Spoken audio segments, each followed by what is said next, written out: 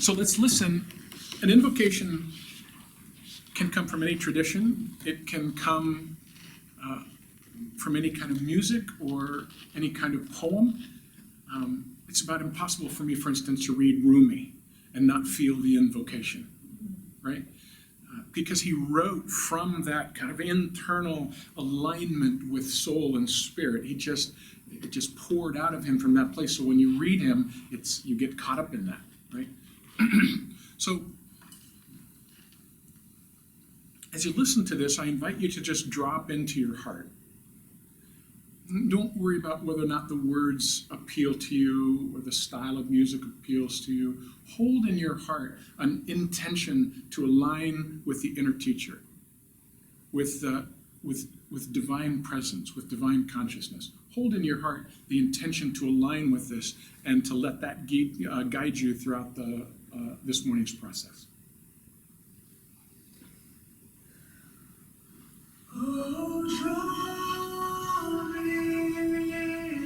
Drop into your heart.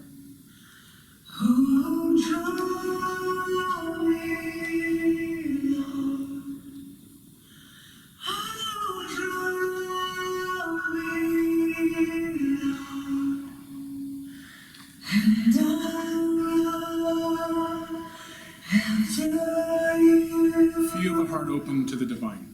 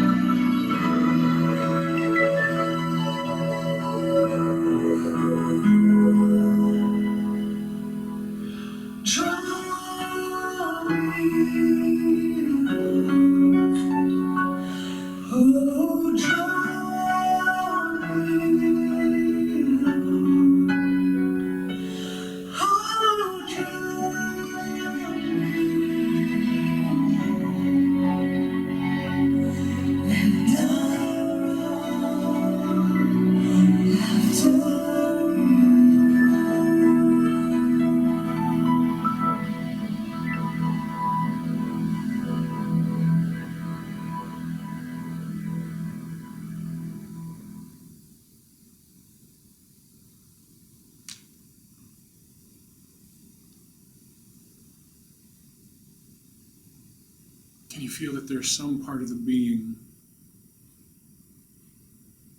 that has been running after this connection between the human and the divine?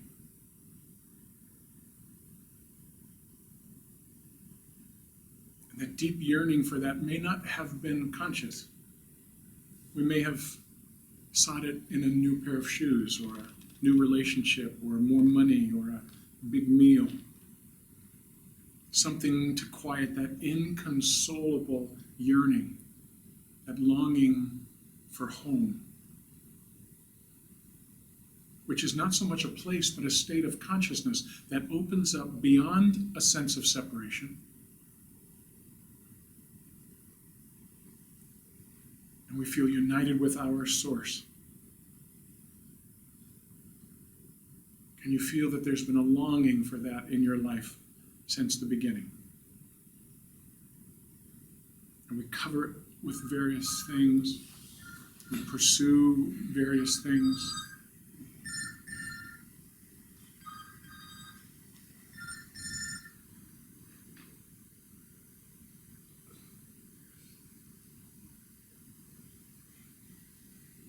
And the mind, until it knows better, will seek to fulfill that longing by looking for something outside of itself.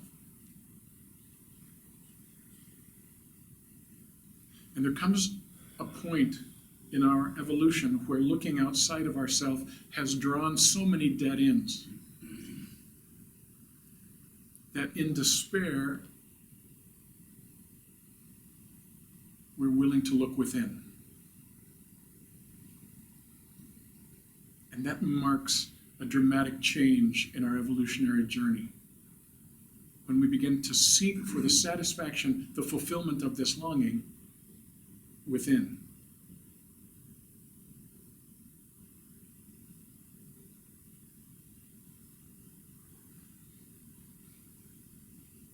And we learn to close our eyes and we learn to turn attention inside. And it's difficult at first because there's lots of things that call our attention when we turn inside. Wounds and old karmic patterns and things that are unresolved in our life. Fear and feelings of inadequacy. All of that clamor for attention when we turn within. But deeper in, deeper still, is the attraction to a profound stillness.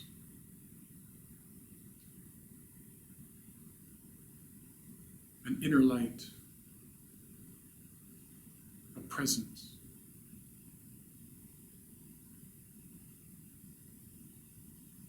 And today it's that which we seek.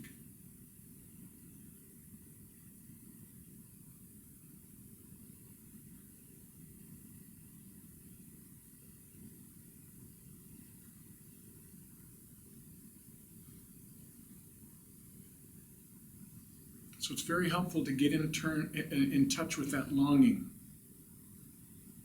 To not turn away from it, to not distract from it. It's uncomfortable, yes. It's meant to be so uncomfortable that it calls our attention. Once we're willing to give it our attention, it doesn't have to be so intense. And we begin to hold the intention to make that interconnection, to line the personality up with soul, and soul up with divine spirit.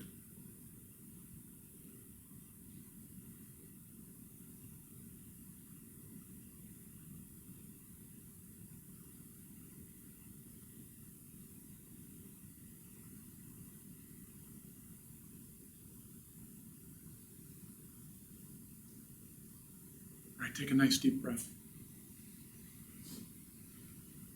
And please, when you're ready, open your eyes.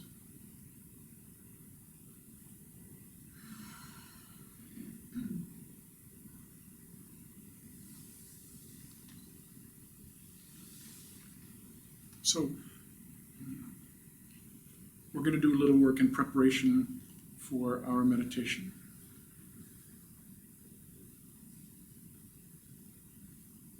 There's lots of things out there that we can do that are called meditation. But meditation, technically speaking, is when we slowly get in touch with that which is behind the personality. Now, the personality self is made up of the physical body, the emotional body, and the lower mental bodies. That thing called the Scot, you know? Wouldn't be called that for you, I think, but that thing that we know ourselves to be. It's actually just an outer covering. It's meant to interact with the outer world, it's not who we actually are. It's not our true being. I'm not saying it's not important. It's vitally important if we're going to live on the planet and interact in the world. And as Christ said, be in the world. But to be in the world and not be of it means we have to understand that there is a deeper identification. There's a deeper identity. It's behind the personality. It operates in and through the personality, but for most people, it operates in the background, and the personality has no idea. The longing is designed to turn the attention of the personality inward to find its true nature, to connect with being. Or to use the word that's most used throughout history in various religions, to find soul. Right? Soul is the being behind the personality. Soul is the being that operates in and through the personality. Again, usually the personality is not aware of it. And the goal is to bring an alignment between these two. That's transformative. It radically changes the life, to bring the personality into alignment with soul. For the nature of the soul to come forward and to operate through the personality. Right, so we're going to, in preparation for the meditation, which is this kind of coming into the realization of being, of soul, to do that, we're going to work a little with the personality. So we're going to work with a little movement. We won't be able to do a lot. We're going to throw yoga mats down this morning with this crowd. But we're going to do a little movement so that you can get the feel for how important it is to address the body. The body is really important. And unless you address the body and get it kind of ready, it can be a little restless. And anything in the personality that remains distracted distracts us from discovering what's behind it. So we're going to work with the body just a little bit, and then we're going to work with mantra just a little bit, because mantra has this incredible kind of quieting, centering effect on both the emotional and mental bodies. And then we're going to work with a little pranayama, a little breath work. Because again, breath work is one of the most powerful ways of quieting and calming the physical, emotional, and mental bodies. We want to, in these practices, what we want is a sense of raising our vibration while quieting the inner activity. You see, isn't that interesting? That combination of raising our vibration and a clarifying of consciousness, of coming into a greater awake awareness, while at the same time, all the inner activity and the antsiness and the restlessness calming down and quieting. Piece of cake. All right, so let's do a little moving. Will you stand up with me? So first of all, just get in touch with your body. This is a vehicle we operate in all the time, and often, if it's not sick and achy, we're not even aware of it. Right? So just be aware of the structure and solidness of your body. Like bring your attention down into it, your awareness down into it. Here's my feet. I can feel all four corners of my feet. I can feel them firmly planted on the ground. There's the legs coming up out of the feet, the hips, the belly, the back, the chest, and the arms.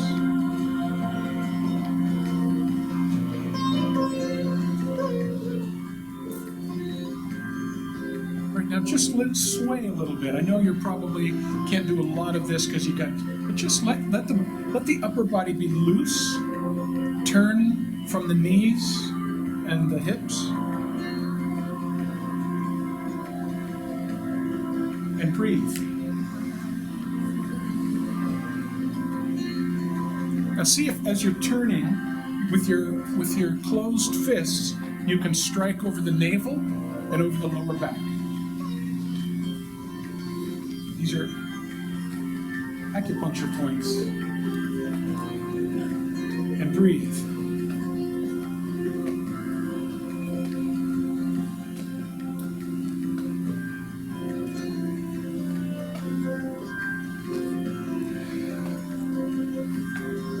Can you do this with a very subtle smile on the face?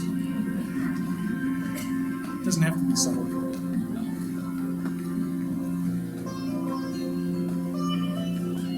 Now, just slapping over your kidneys. You know where your kidneys are. Wake up, kidneys.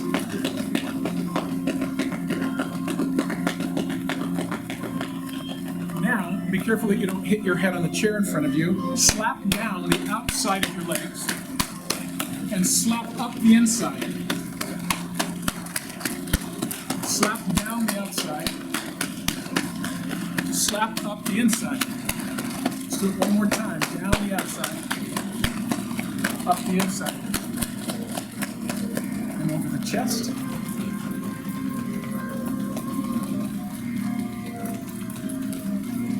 So Tarzan knew what he was doing. Now slap down the inside of one arm and up the outside. Slap down the inside, up the outside. Go over to the other arm. Down the inside, up the outside. Slap down the inside, up the outside. Okay, so just stand for a moment. Can you notice that there's a little tingly vibration going on in the body? This is prana, this is chi, this is life force. So just pay attention to it for a minute with the intention of letting it amp up a little bit. We get to where just with the intention we can amp up the energy. And let it nourish the physical body.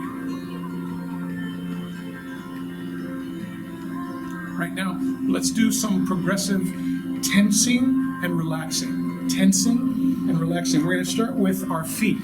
So choose one foot, tense it, and relax it. Tense the other foot, and relax. The original leg, the lower leg, and now the other side. The lower leg, and relax. The upper leg on one side, relax. The upper leg on the other side, tense, relax. Now, squeeze the arm to the body so you tense your chest and your buttock at the same time.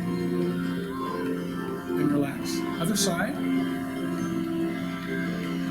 And relax. All your stomach muscles. And relax. Your entire back. And relax. Your whole neck. And relax. And here's a funny one I love. It's called the lion face. And relax. Now, we're going to start at the bottom, and we're going to come up and hold it and tense the entire body. So just at the feet, begin to tense. Lower legs, upper legs, buttock, back, belly, arms, shoulders, neck, face. And release. Now breathe in. Fully take the energy in. Notice how it feels.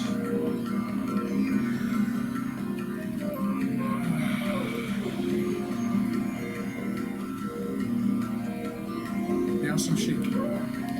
Shaking is a great way to cast off stagnant energy and to take in new energy, new chi. Up and down. Get the arms involved. See how many joints you can get going. And lots of breath.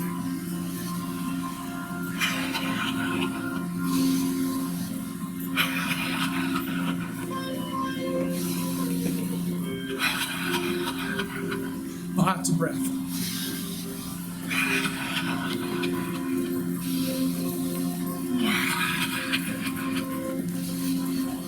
Lots of breath. Oh, body, here, have some energy.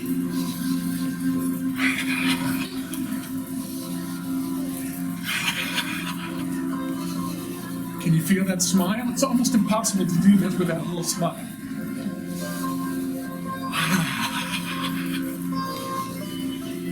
All right, now be still.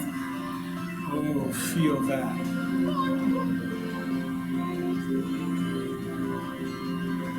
Just let the body and mind be nourished by this inflow, rush of prana and chi.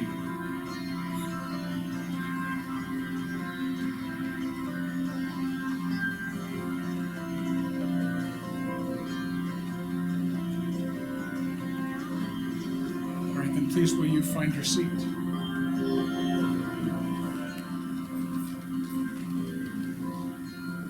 But just stay in touch with what's happening in the body. Let yourself settle in. Like the bottom and the back kind of merge into the chair.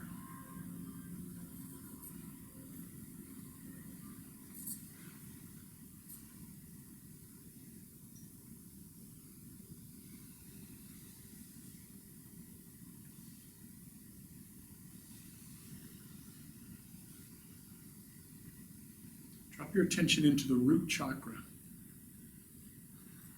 right at the perineum.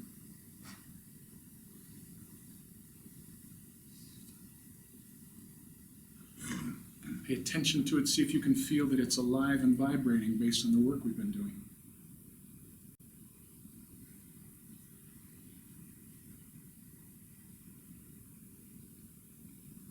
Now, just with your intention, drop a cord, an energetic cord or root, down out of the root chakra and into the earth, down to the heart of Mother Earth.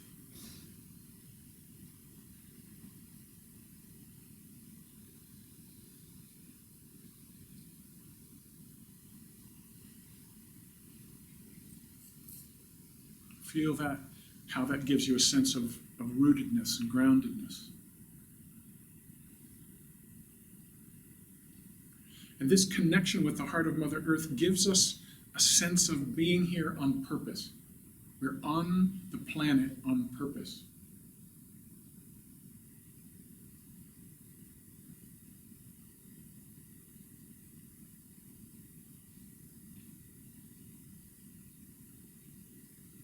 It's like we say to Mother Earth, thank you for all that you have given. Even this body that I'm in is from you. And I'm here to serve you. I'm here to help.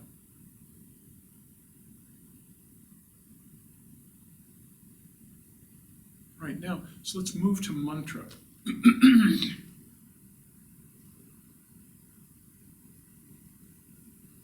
These are all doing things. We want to get to being, but we start by working with doing. So mantra is a doing that refers to being. The syllables that are spoken are actually representative of divine consciousness. To say it more plainly, they're expressions. Every phrase in a mantra is an expression of divine consciousness. So we're going to use a very simple mantra this morning. Aham Prema.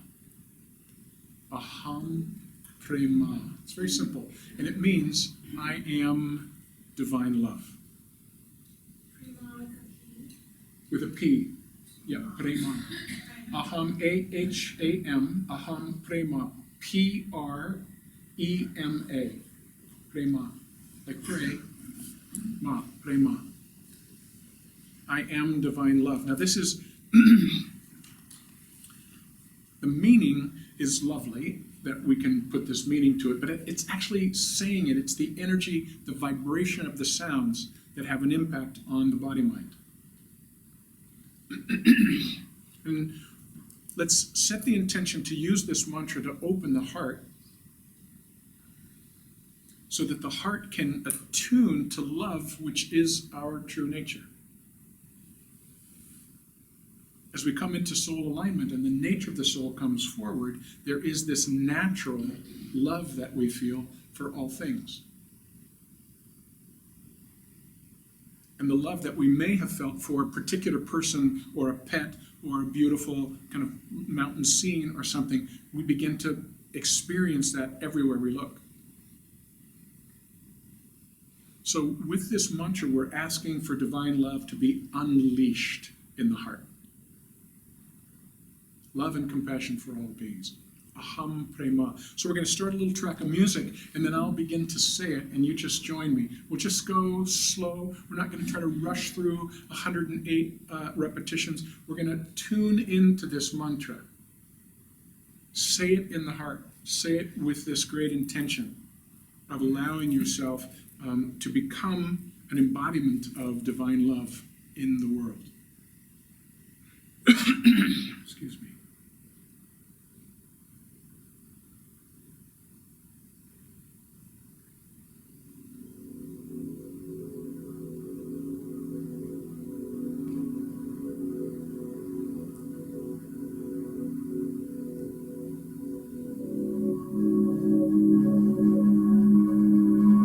Center in the heart.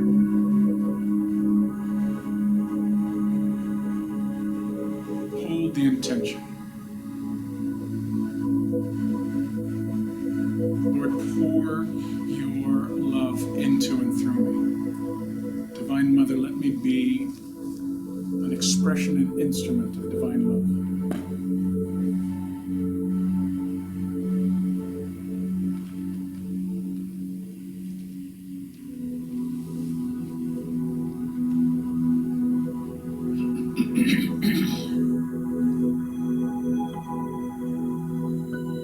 Aham Prema. Aham Prema. Aham Prema. Aham Prema. Aham Prema.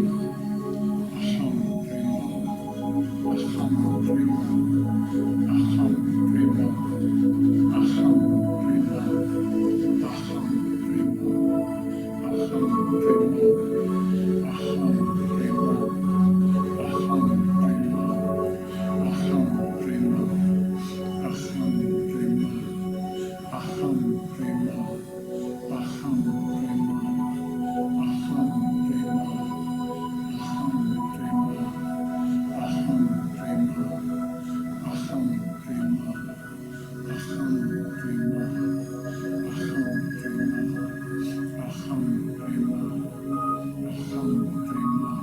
Aham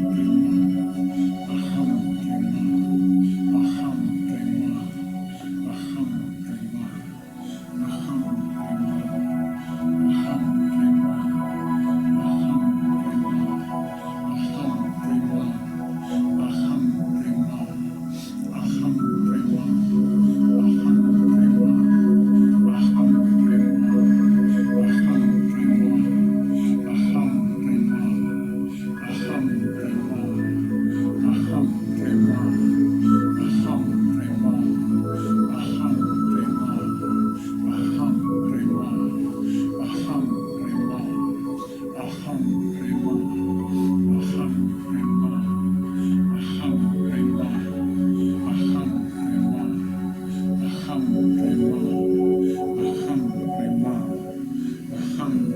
Now silently, keep saying it, but silently in the heart.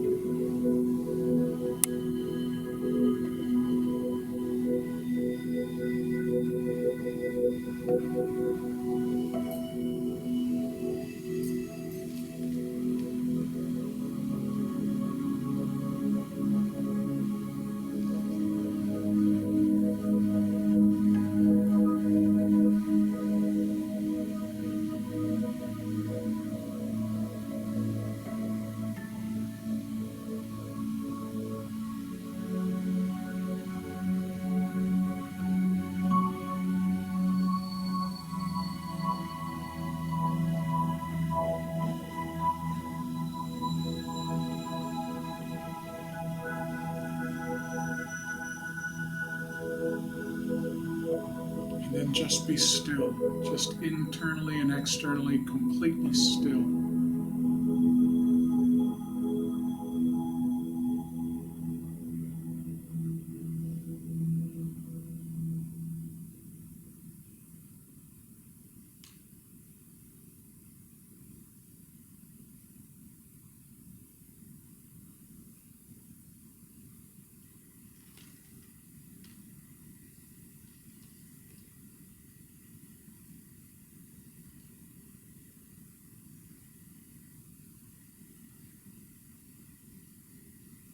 Notice the quieting effect of mantra.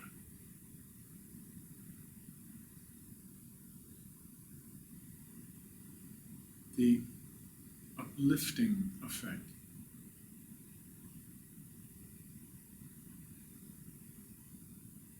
As it brings us deeper into our true being.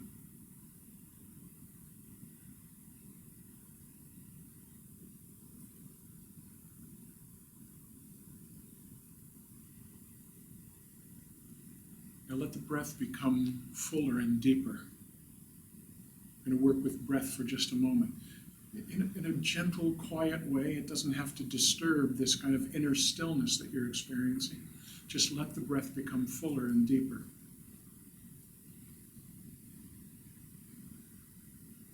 Think of this as a 3-part breath, where you breathe into the belly first, and then into the lungs and let the ribs expand sideways, and then up into the chest and let the chest lift toward the ceiling. That's your inhalation. Then the exhalation is just the reverse. Let the chest drop, let the lungs empty out, and at the bottom of the exhalation, let the navel pull back toward the spine a bit.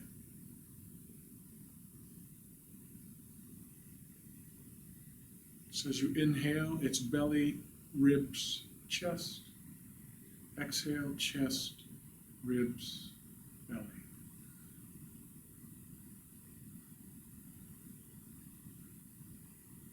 You're trying to take in as much breath as possible, but without strain.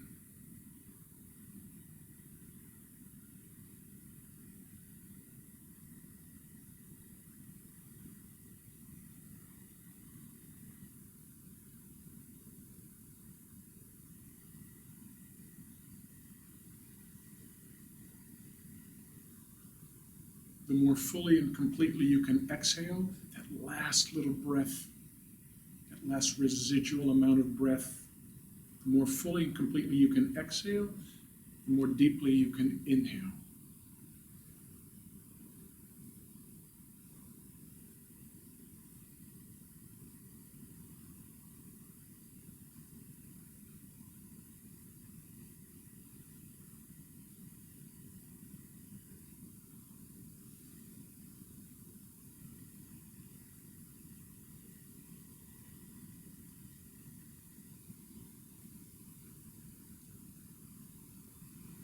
Smooth, very refined breath.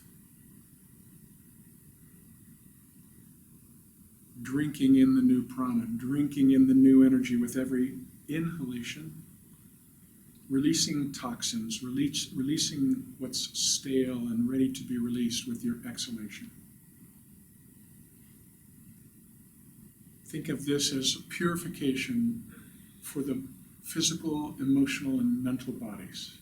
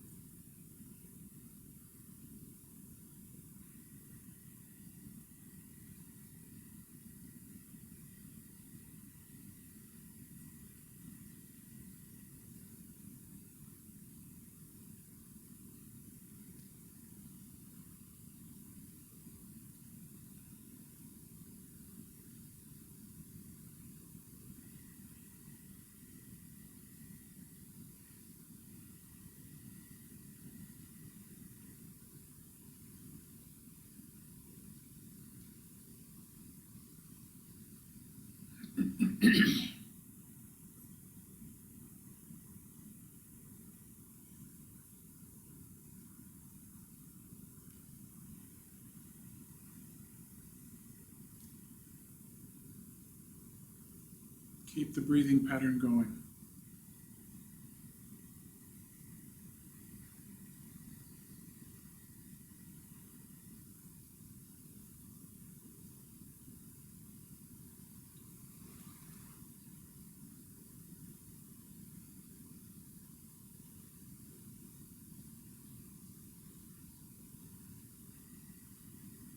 And then let your breath return to its normal rhythm, and just notice the effect of the practice in the personality self.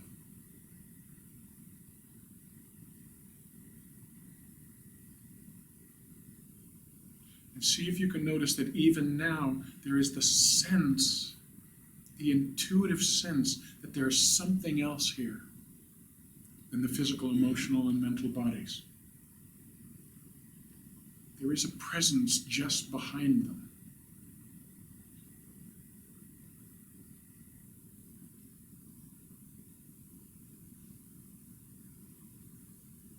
A presence of great stillness.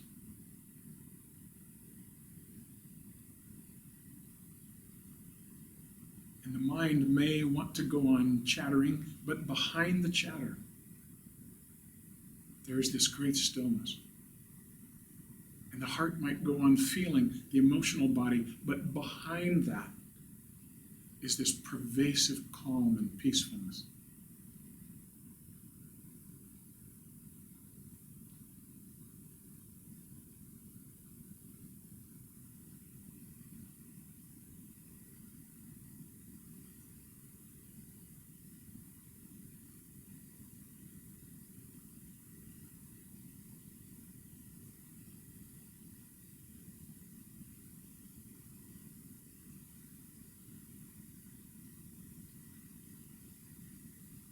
We're going to do one more pranayama exercise.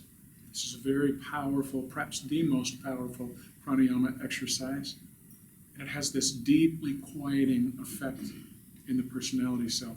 I want to teach it to you. Open your eyes, sit up real nice and straight. The idea with this, if you can, is to create an alignment between the crown chakra and the root chakra. So you have to push the bottom clear back to the chair, to the back of the chair. Now this breathing pattern is going to be an extension of what we were just doing, a more intense extension. So I want you to hold your knees like this, and as we inhale, you kind of draw back a little bit and lift the chest. Can you get that motion? Where you kind of draw your hands back a little bit, pull back on the knees a little bit, and it lifts the chest. So the breathing pattern breathes into the belly first, but it's not the emphasis. The emphasis is on really filling up here. So it looks like this.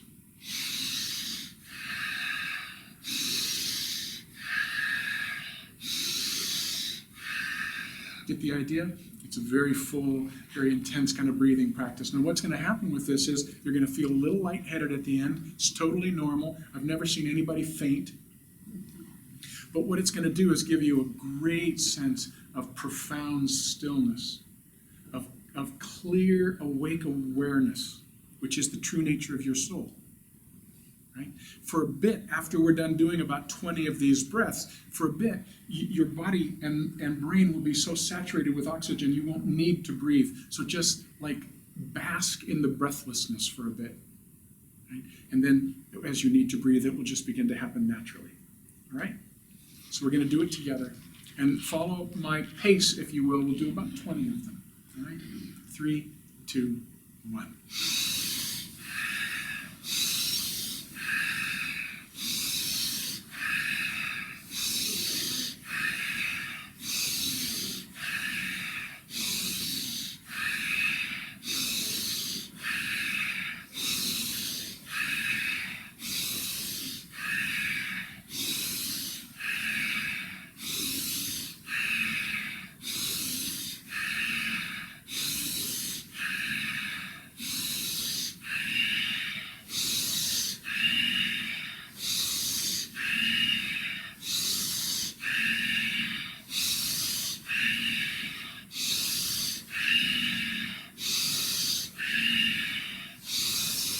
And then just be still.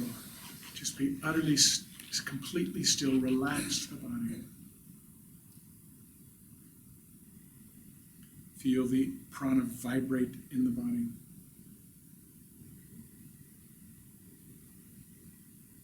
You are pure awareness.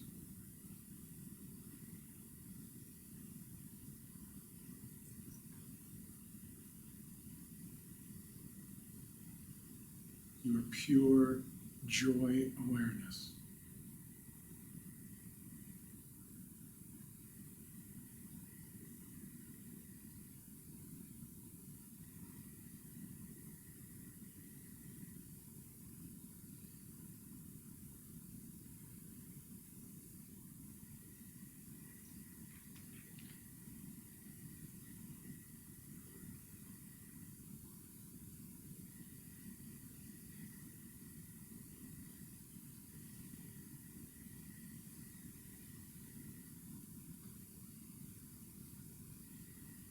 You are just being.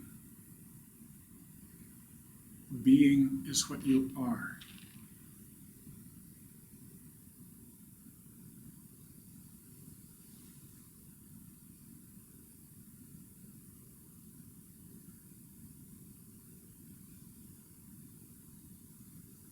And please bring all of your awareness into the chest, into the heart center.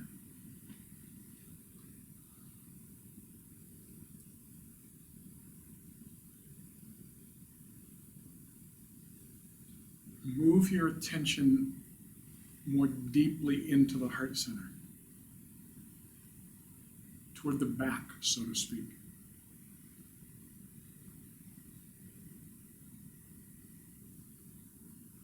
Things get more and more quiet and more open. Until you come to the back of your heart center, and then step one step farther back behind the heart center.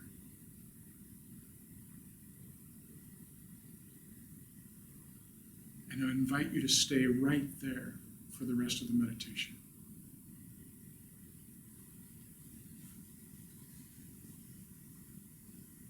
Feel an ever-expanding sense of stillness and spaciousness as the soul makes itself known to the mind.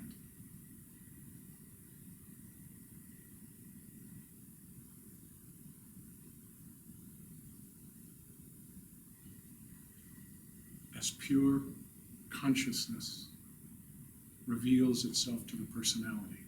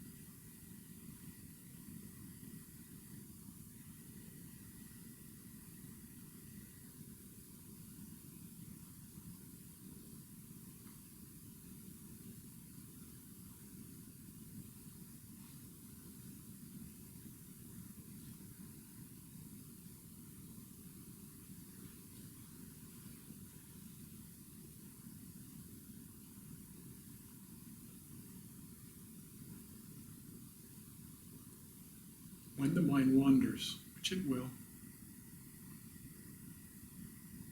just become aware of the distraction and drop it. And bring your attention back to the space behind the heart center. Back to stillness. back to intensifying light, back to joy, back to love.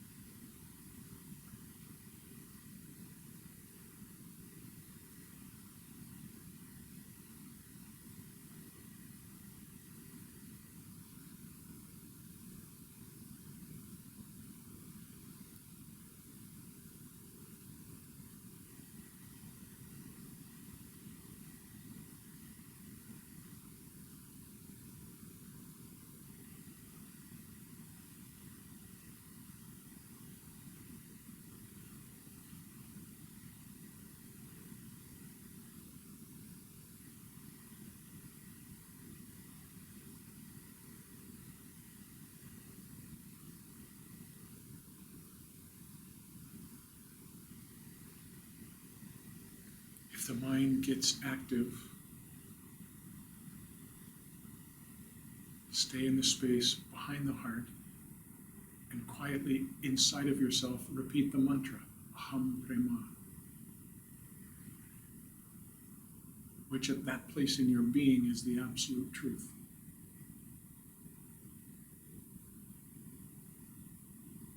Just rest, just abide in being. Nothing to do, nothing to figure out, nothing to make happen. Just rest in being.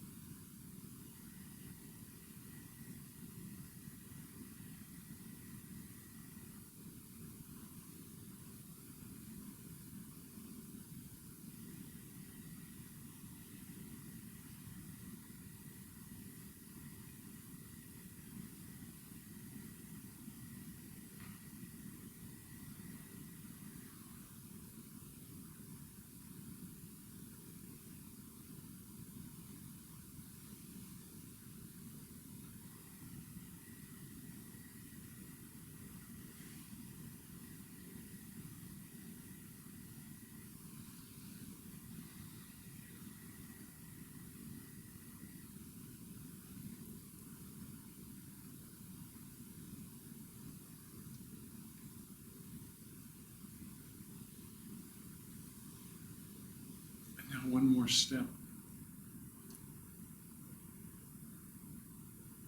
The practice thus far has been to abide in this great spaciousness, this awake awareness, this luminous presence. Now, I'd like you to take the next shift, which is instead of abiding in it, Let yourself become it.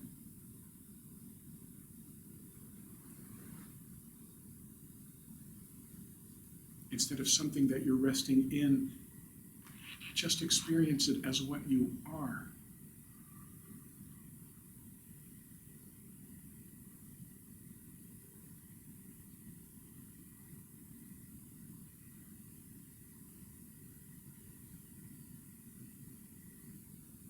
A shift in identities. From something small and limited, resting in this greatness, to becoming what you actually are. Soham, I am that.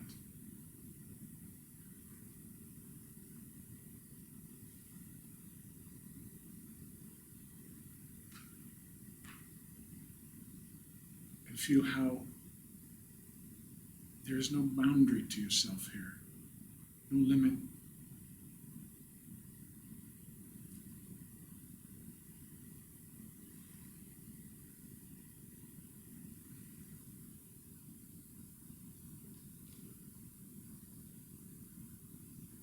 Just let the sense of a separate self, a separate body and name and role fall away temporarily.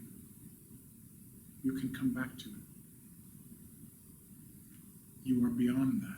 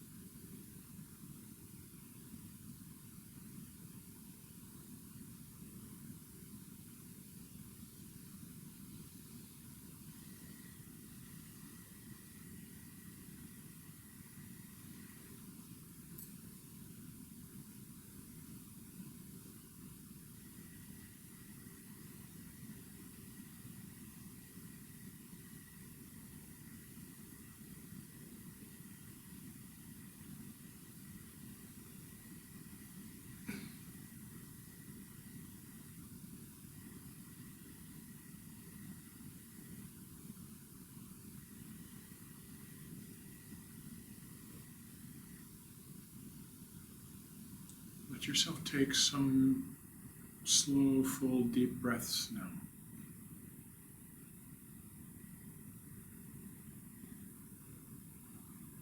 Get in touch with the body sitting and being supported by the chair.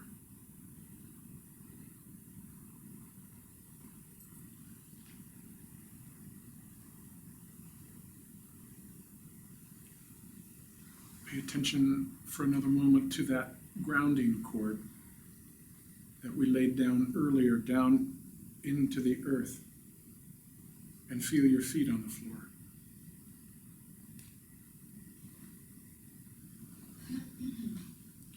See if you can, as you begin to open your eyes, not immediately snap back into a familiar sense of yourself.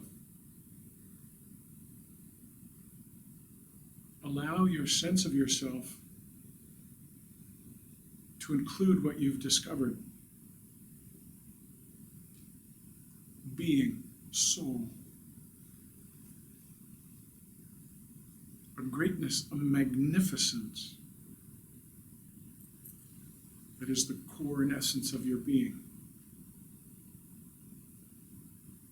That wants to operate through this body-mind.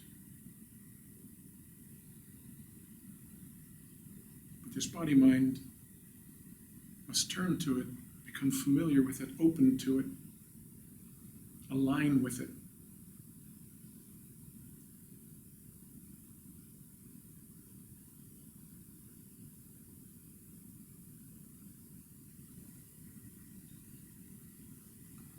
So then let the eyes open and let the body move a little bit.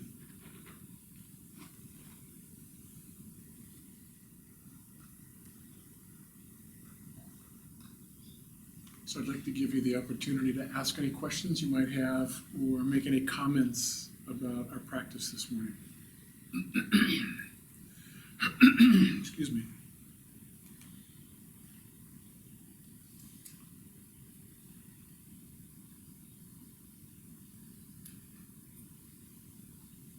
Anybody have a question or a comment about your experience? Yes, please. I have a question. What is, or if there is, the difference between saying the mantra out loud or repeating it? It's a great question. So classically, there are three ways to say mantra. One is out loud, one is on the breath, and then the third is internal. And one is not more efficacious than another.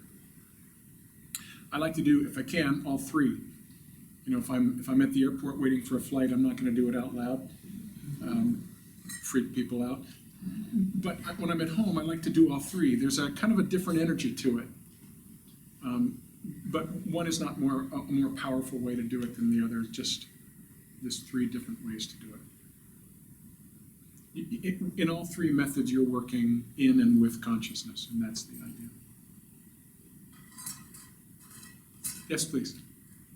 I have a lot more clarity about, because I've been having a lot of confusion about some things in my life and in my meditations, which obviously coincide, I guess. And I got a lot of clarity about what I'm not.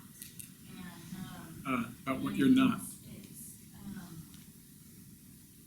easier to do it in a group with someone helping me, you know, instead of at home. And I meditate a lot, and so I think sometimes I get, you know, caught up in what I'm seeing or feeling, Yes. and going in circles, Yes. and getting caught up. Yes, yes. And doing more damage, maybe. Yep. So. Beautiful. It's easy to do, you know, when we're doing this meditation practice and committing ourselves to such practices. It's really easy to get lost. Consciousness is a big thing. So we're exploring a universe, and I mean, that's the joy of it. If we're trying to get somewhere and get somewhere fast, then it's frustrating. If we understand that the joy of it is just the process of it, then it's quite wonderful. But that's an easy one to get lost in, because there's so much production that goes on when we try to get quiet. The mind, is a great drama production. It writes the script, and it becomes the players, and it directs and produces the whole thing. It's just this great production. And we don't even know that we're in it until we try to get quiet, and then suddenly it's like, wow. And we, as humans, we're quite addicted to our drama. And if we don't have enough of it in our daily life, we'll go home and watch it on TV, binge on Netflix programs, that are full of drama. We just love that. So the thing that I found helpful with regard to what you're talking about is, as you're hearing everything and seeing everything, just know it to be the production of the mind, and be more curious about what's watching.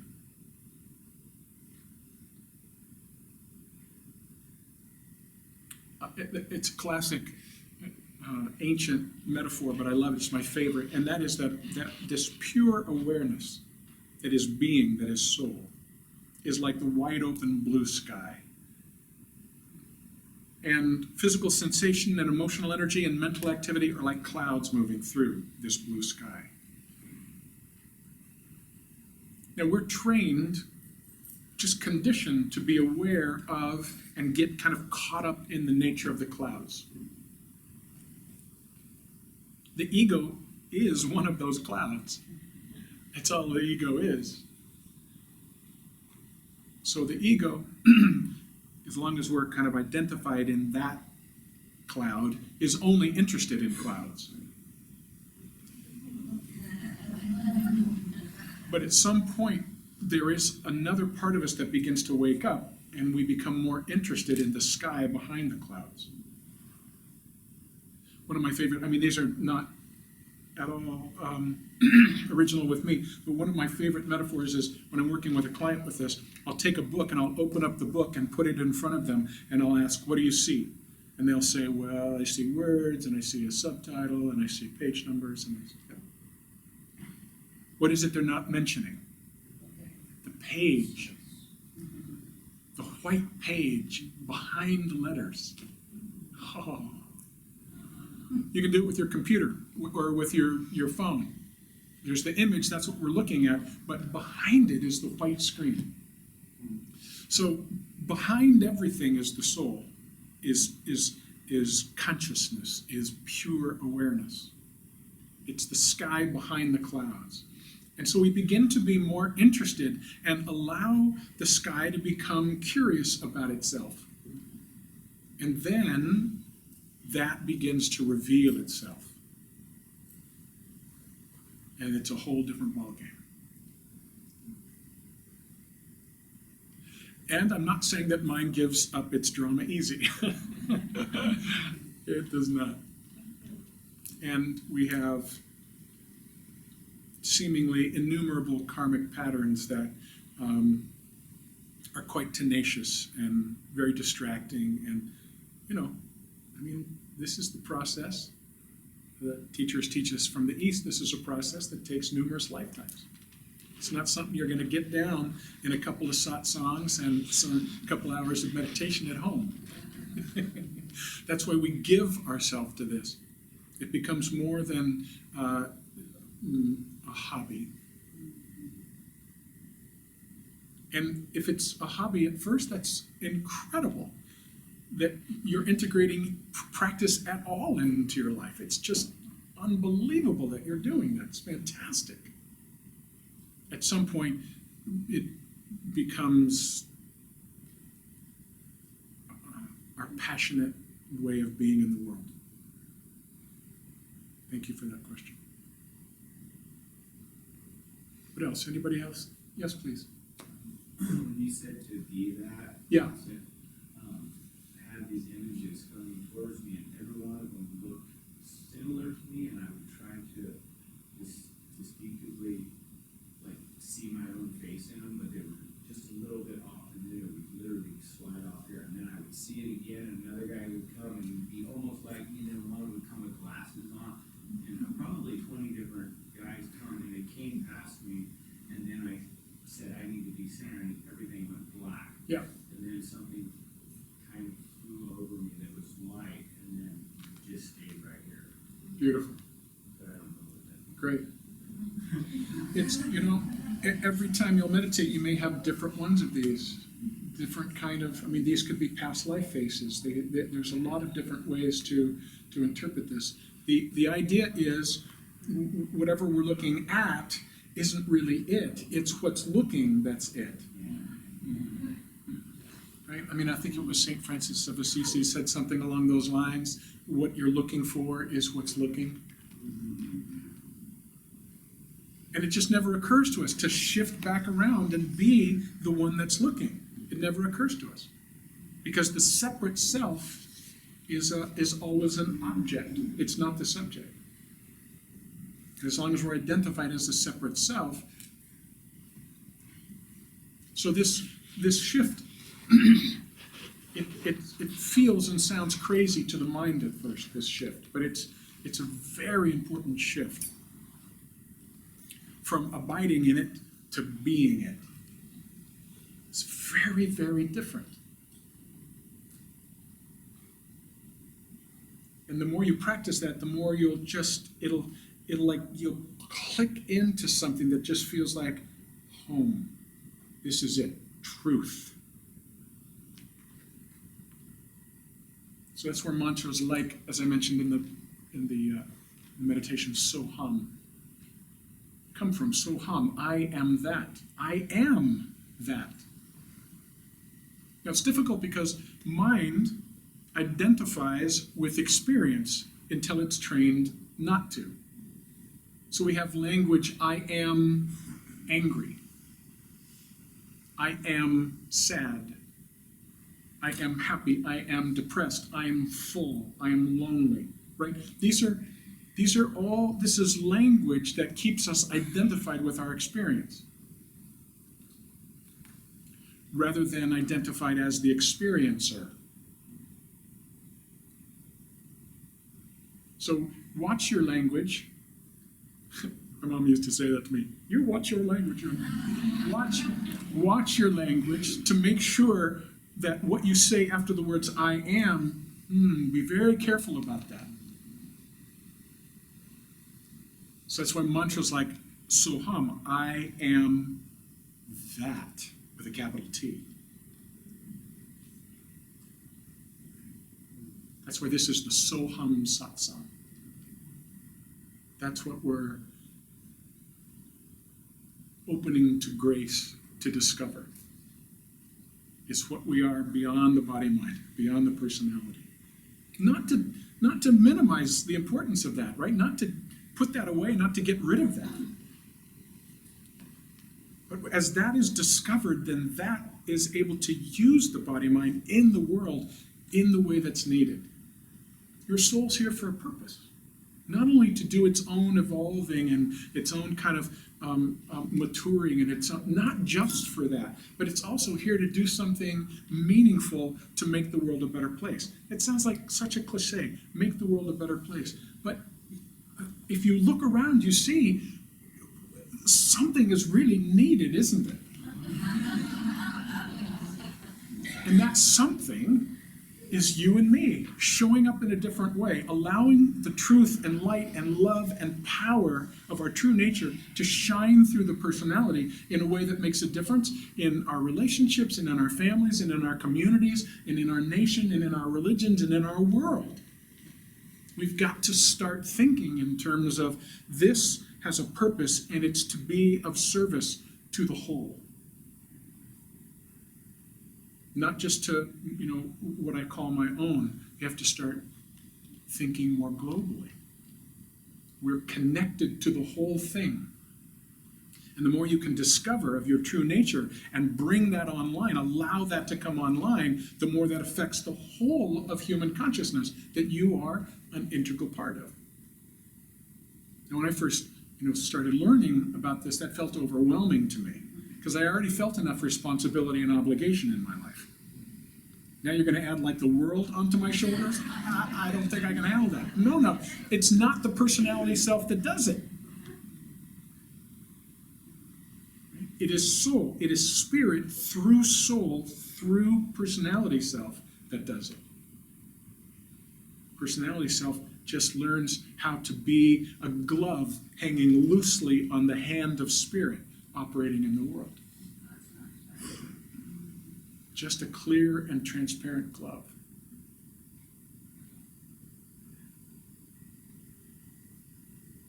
Any other questions? Connie, do you have a question? You just answered it.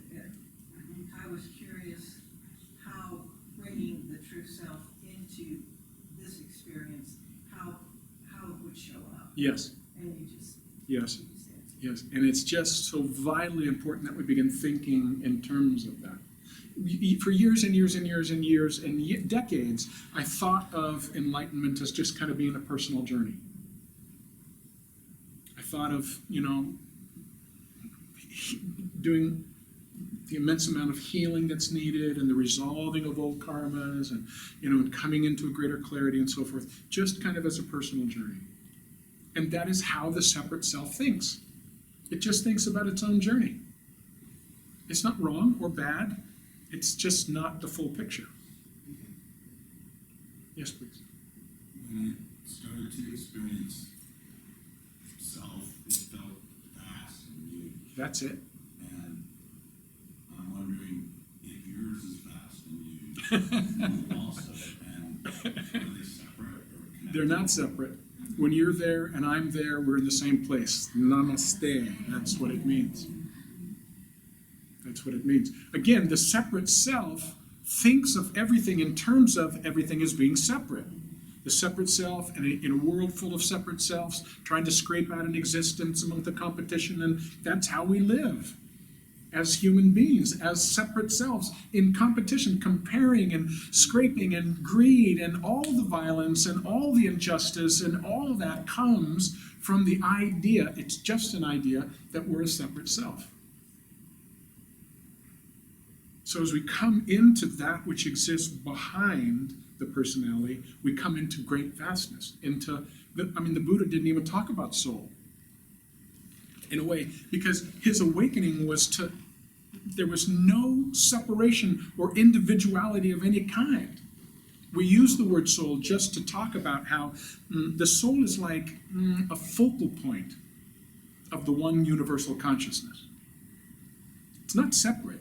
They're not like little souls floating around separate from one another. Right? It's all one consciousness stepping itself down, and yes, expressing individually as a you and as a Scott.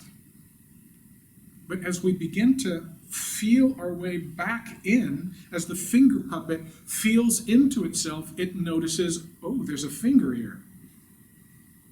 And as the finger feels back into itself, it feels, oh, there's a hand here.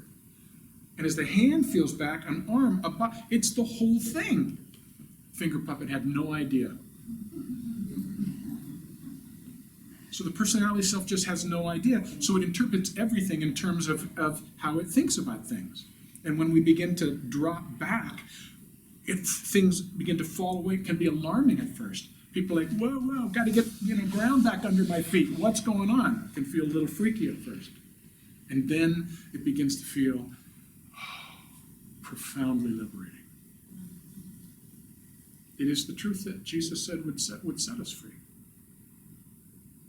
So yes, when you're there and I'm there, we're home. We're there with the same place.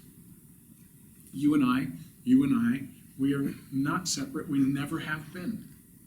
Just finger puppets on the same hand. And actually we are the hand. Do you see? Not the finger puppets. Okay, well, we could keep doing this until smoke comes out our ears, and that's not the point. The point isn't to try to figure it out, but it's fun to talk about. The important thing is that you do your practices, because that's where we discover it. That's where we come to realize it. You can't read a book and get this. You can read a book and go, oh, I think I, cognitively understand conceptually how this all works now, and that's not it at all. Right? Like, the map is not the territory. If you want to understand what body surfing is like, you got to get out into the ocean. You can't read a book about it and go, okay, I get this. Right? So that's what practices are for. We wade out into the ocean and let the ocean take us. So, speaking of that, I've taken to uploading these satsangs onto YouTube. I have a little YouTube channel. And if you want to go through it again, watch it again, share it, or that kind of thing, then sometime this weekend, it'll be up on YouTube. Just put Scott Wyman, Soham Satsang in the search window, and it'll come up. I've got another Scott Wyman on Healing and Awakening that has about 20, 25 meditations. And then I've got Scott Wyman Soham Satsang that has now about 4 or 5 of these the recordings of these satsangs, and I'm going to keep building that library. Yes, please. Oh, it was a thumb. Okay, good. Yay, thumbs up. All right, thank you so much for coming. This has been a beautiful experience, and you've helped to make it such. And I look forward to seeing you next month, 3rd Saturdays of every month, unless I think one of them this year isn't going to work. I'll announce that. But 3rd Saturday of every month, we'll be right here doing our thing. Now, I should say this. This will just be a shameless advertisement. I am doing a class, and this was actually an introduction to it. The class is called The Great Return. It's about soul alignment and the lifting, the raising of human consciousness. And it's going to be 12 weeks every Wednesday night here from 6 to 8. And it starts February 5. Now, if you're not getting my emails, make sure and get your email address on the sign-in sheet. You don't have to sign in every week. That's really only to get emails I don't already have. But if you're not getting my emails and you're interested in this class, please put your name and email address there, and I'll send you the information. I should be sending out the end of next week another kind of like second invitation to it. Or if you want to go home and read about it, it's on my website, scottwyman.com. All that. But this is going to be a really fun class where we're going to go deeply into this and do all these kinds of soul aligning kinds of practices, and doing it together, just, it's delicious. All right. Thank you. Namaste.